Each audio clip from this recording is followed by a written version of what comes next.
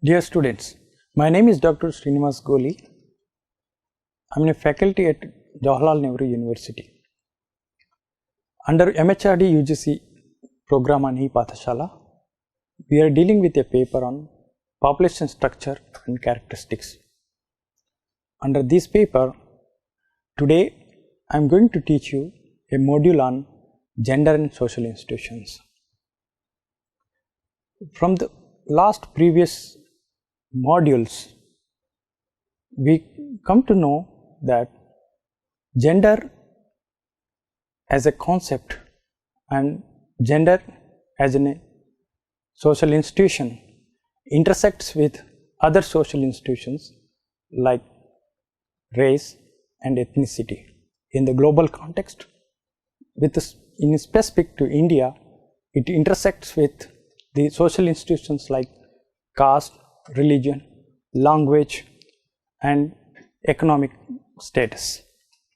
So it is important to study the gender in intersection of these social institutions, because women becomes double disadvantages when they belong to the lower socioeconomic status and they belong to lower socioeconomic classes. Therefore, in this module, our learning objectives are to understand that how the gender gap widens within the different social institutions, how social institutions like caste, religion in India help to sustain higher gender inequality, are becoming an hindrance for gender mainstreaming and gender empowerment, how caste system and a concept of purity and impurity become a big hindrance in the women's empowerment and controlling the women's power and ability to grow, and how the social institutions like caste and religion are affecting the indicators of health, education and economic status. We should look at the social institutions at various dimensions, because a social institution is a complex phenomena. It integrated with a set of social norms organized around basic social values, and these social values comes from the secondary level social institutions. For example, if caste is a major social institution or religion is a major social institution, family, education, economic, government become the secondary social institutions. So the gender intersect with both at the major social institutions and also with the secondary level social institutions. If you look at different form of social institutions, particularly in a primitive society, earlier males were engaged in outside work like hunting, gathering, and females were supposed to stay back at homes. So this particular, the normative of feminist or feminine theory is emerged from the social institutions like family. The emergence of family is the fundamental to this social concept of gender division of labor, where women do household chores, men do outside chores. Female were only meant to look after household works and producing males offsprings. That means the fundamental duty of females was the reproduction and household work. This comes from the basic social institutions like family. It shows how gender role within the family and social institution leads to biasness. But if you look at the other major social institutions, the important aspect is gender and caste.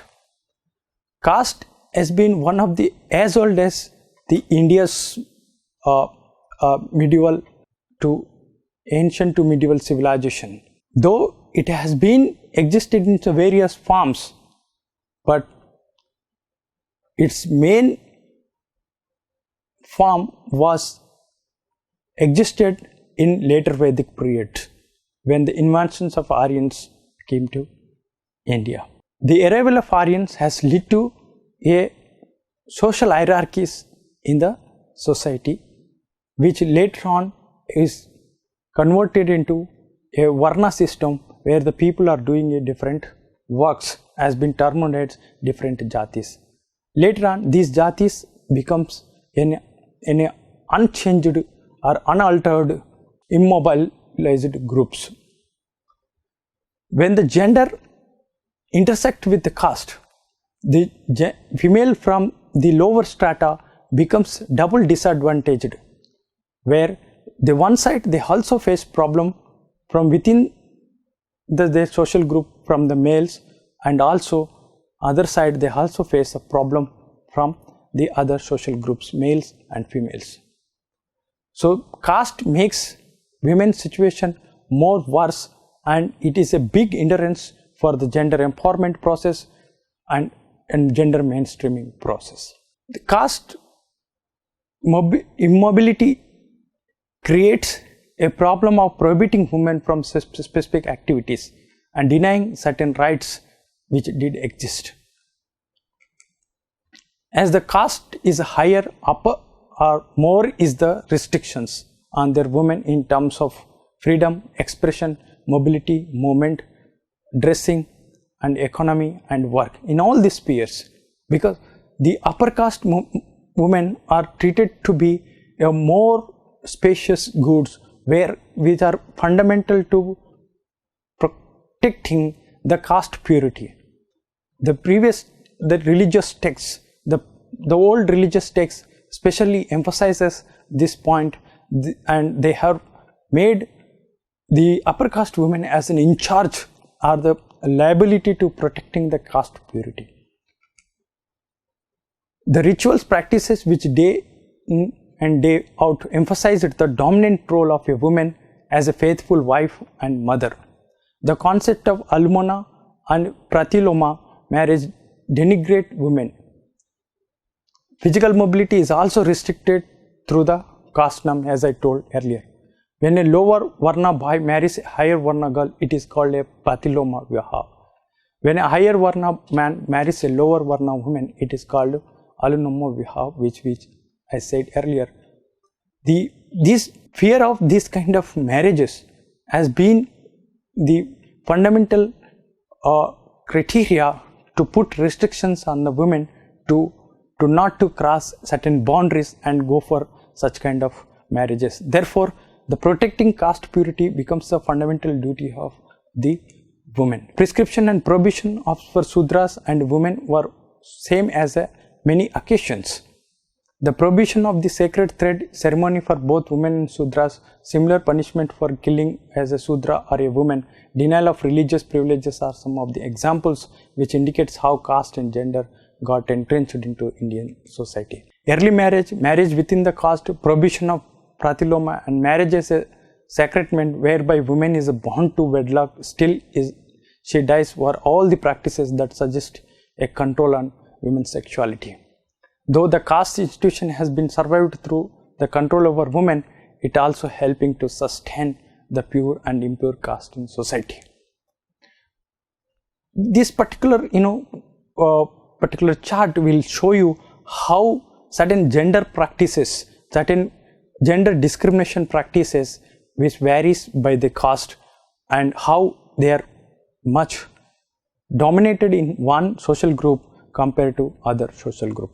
For example, if you look at this particular chart where we have presented the indicators of son preference, where boys preferred more over girls, then how this social practice or particularly gender discrimination practice is prevalent across the different caste groups. In this, the mean number of sons, daughters and either sex were presented by caste groups. If you look at the SCs, the mean number of sons is 1.1 and ST 1.3 and OBC 1.1, others is 0.9.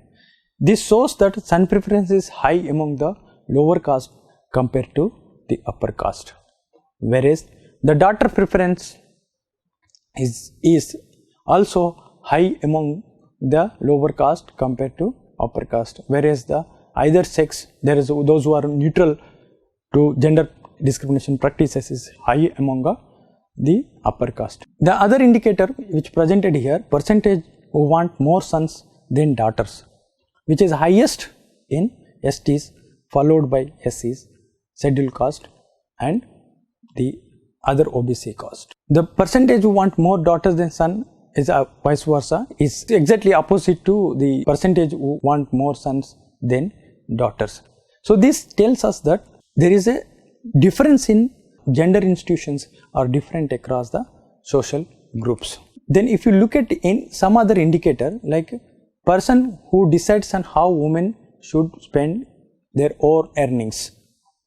So this, if you look at this particular slide, this particular indicator by different caste groups, it tells us that women who have a sole freedom on how to spend their earnings are highest among other caste, general caste, compared to the lower caste, and the freedom is least among the scheduled tribes and the other backward caste. This also tells us that the gender institutions and gender discrimination practices are different for different people, different caste groups. Even the segregation of jobs, different segregation of jobs across the social group also tells us that how the women of different social group engaged in different activities. For example, if you look at this particular chart, the segregation of jobs is much higher among general caste females and followed by the Muslim females compared to the other caste, and it's least among the OBC males and OBC SC males. So this tells us that again, even in terms of workforce participation and the type of jobs they are doing are influenced by caste institution, that is a social institution. Then next come to the religion. Gender and religion also intersect at various levels. Religion as in a social institution controls women's sexuality, controls women's behavior in terms of their economic participation, in terms of social participation, educational participation, and also in terms of their personal behavior restrictions. Religion is a system of faith and worship which provides an adherent with meaning and purpose in their lives. It is one of the major institutions in Indian society, with almost every human civilization producing a system of religious belief. In all the world's major religions, religious texts have been interpreted as a reinforcement for power of men in society. In most religions, women are majority of believers, but it is men who claim to hold the position of authority and have the rights, including authority to interpret religious texts. Often women are not only not allowed to the participation in the religious functions, but not in still at many places the women are not allowed to even religious institutions like temples, particularly if you talk about Indian context. Still we have evidence of women not allowing to enter into the temples, and even today we have seen across India, we have seen many movements from women groups to asserting their right to enter into the temples and participate in the religious ceremonies.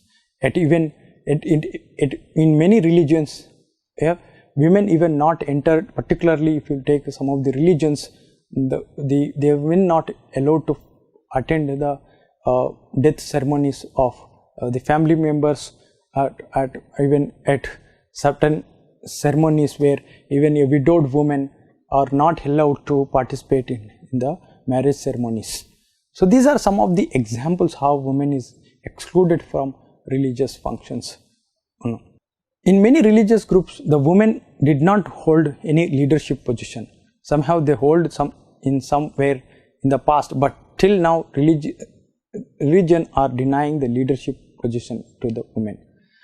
The religion is a source of identity, belonging and comfort in times of hardship, but paradoxically it is often a force which encourages them to accept violence, oppression as a part of life and discourages potentially positive social change. Religion does not give rights women to go oppose their sexual exploitation or marital rapes or any other forms of discrimination and violence happening within the sacred marriages. So religious fundamentalism actually imposes on women to control her sexuality and control her behavior within the family. The exclusion from religious leadership, women are often excluded from the aspect of religious life and worship, as I showed earlier.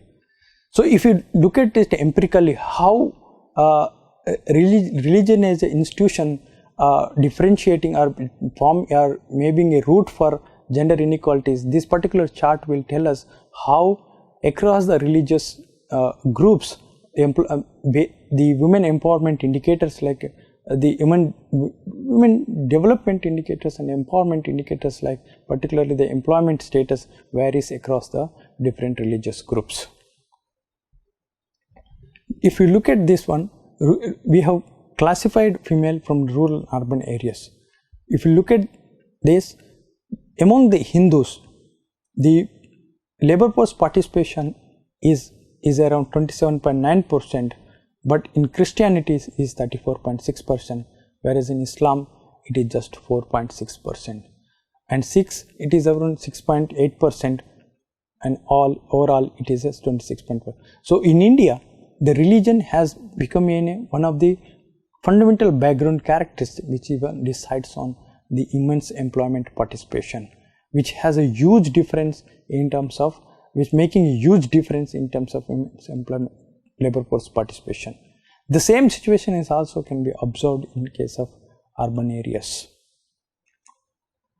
Same thing we can also look at in another women empowerment or women development indicator, that is literacy rate. If you look at the literacy rate by religious groups, where the females from Hindu religion have 53.2% in terms of literacy rate for some time back, 52.2% literacy rate according to 2001 census, whereas the Muslims have just 50.1%. The Christians have 76.2%, Sikhs have 63.1%, and whereas Jains 90.6%. So the female literacy rate varies from 90.6% in Jains to just 50% in Muslims. So which tells that there is a huge gender differences in terms of particularly huge female discrimination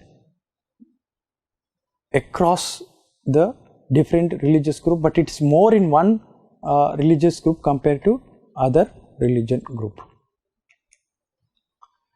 Then if you look at the other gender discrimination indicator like son preference, where people preferring more sons than compared to daughters by across the religion, we can observe that Muslims have higher son preference compared to other groups, and Hindus have around 1.1%. More or less Hindu Muslims are having equal amount of son preference, whereas compared to others like Jains and Sikhs who have very less son preference. But this son preference is basically there is a problem associated with son preference. When we observe the data carefully, the son preference actually will not actually result into the actual number of the sons and daughters a women have. So there is, from preference to actual number of children by different sex is different. So there is a reporting issue in the when it comes to son preference. So that need to be carefully considered. For example, in Sikhs, though the son preference is less, but the actual number of sons is more compared to daughters in the Sikhs compared to Muslims and Hindus. And Muslims have more favorable sex ratio in comparison to Hindus and other religions. So therefore, it is important that when we look at the data, we need to carefully look at the data issues and other data quality issues when interpreting these kind of facts. There are constitutional safeguards to protect women from the religious fundamentalism or from the caste discriminatory practices, but how far these constitutional safeguards is protecting women is still a debate and a bigger question to be handled by the policymakers and the communities. But the Constitution provides to all individuals and communities freedom to profess, practice and propagate any religious or not follow any. The Constitution prohibits discrimination on grounds of religion and caste even for the women. All the same time, the Constitution allows of the state to intervene in the matters of religion in order to ensure equality, even including gender inequality within the religious community. For example, it bans the untouchability now, and also it is now the Gender Violence Act is also Dowry Prohibition Act, Child Marriage Prohibition Act. These all are the constitutional provisions to against the religious tradition customs. Most of the child marriage, for example, say the most of the come out of the either caste institutions and religious institution are as a part of caste institutional practices, as a part of religious institutional practices. So we have formulated laws to prohibit these discriminatory practices. So therefore, in the summary, we will tell you that the caste and religion and other social institutions do intersect with the women and make women more marginally excluded and discriminated in the societies. They more emphasize the patriarchal practices, and they make sure that these patriarchal practices are continued in the society. So any policies focusing or targeting at women's empowerment and women's discrimination and trying to for mainstreaming of gender, then one need to formulate a policies or to take into consideration all the religious and caste and other institutional practices which strengthening the gender discriminatory practices and strengthening the patriarchy need to be tackled. So rise above the caste and religion and gender practices to secure the equal rights for women. That should be the agenda for the gender mainstreaming and removing the gender gap between the male and female. Thank you.